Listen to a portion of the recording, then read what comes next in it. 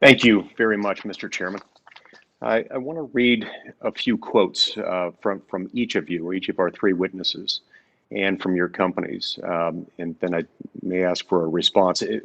So, Mr. Zuckerberg, this one's from you. You said, quote, "We've built Facebook to be a platform for all ideas. Our community's success depends on everyone feeling comfortable sharing what they want.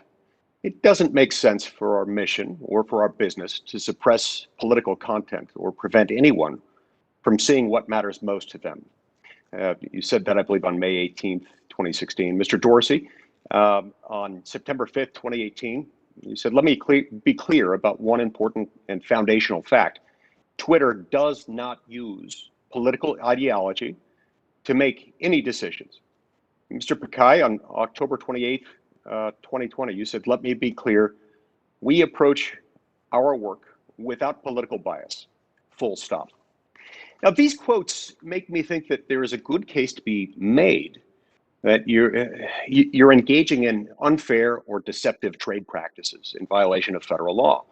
I see these quotes where each of you tell consumers and the public about your business practices, but then you seem to do the opposite and take censorship-related actions against the president, against members of his administration, against the New York Post, the Babylon Bee, the Federalist, pro-life groups, and there are countless other examples.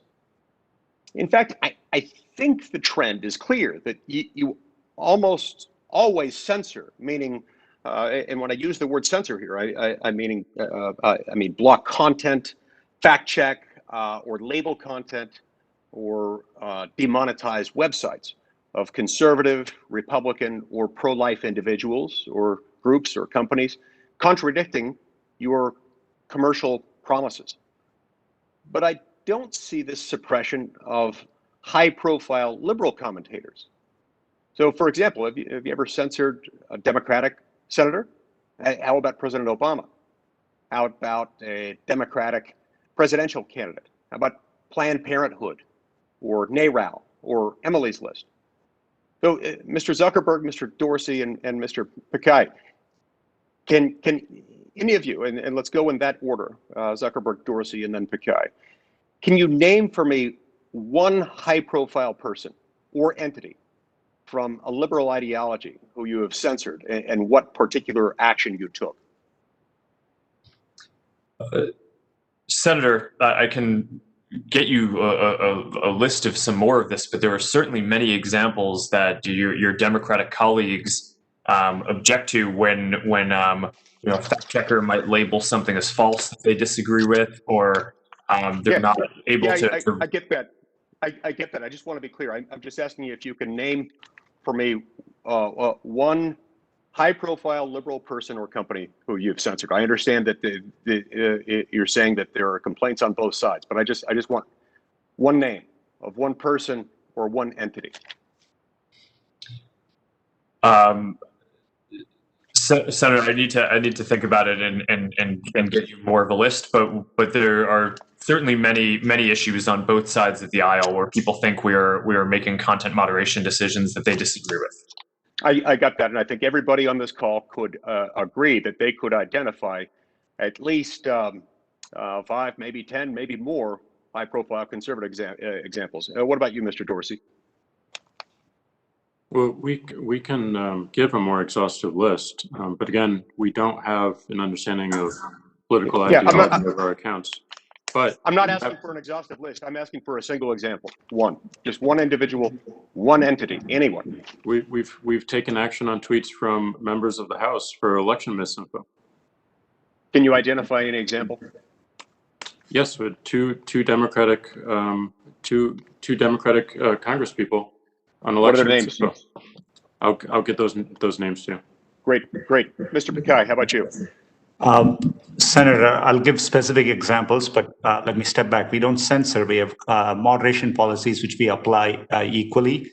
To give you an example on our ads. I get that. I use the word censor as a term of art there, and I defined that term. And I don't.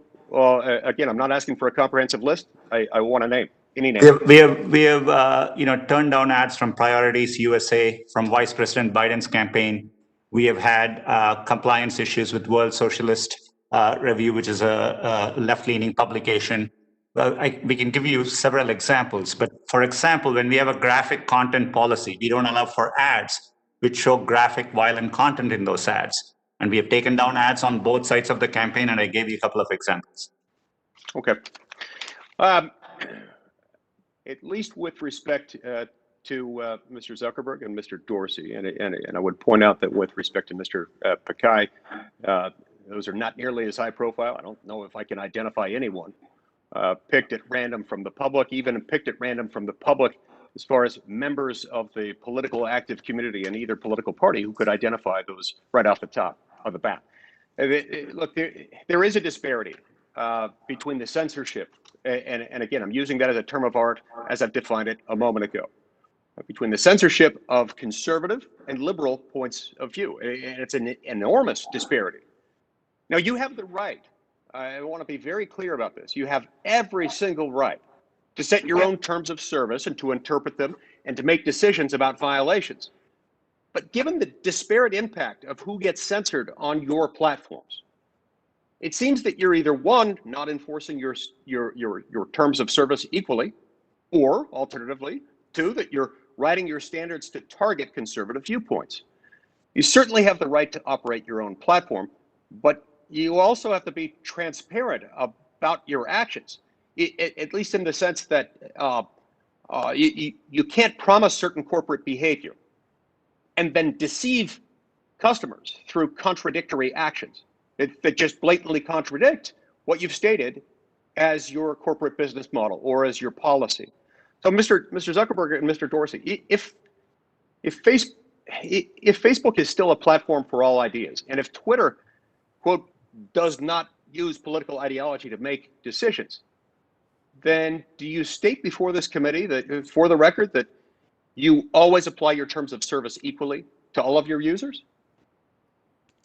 Senator, our principle is to stand for free expression and to be a platform for all ideas.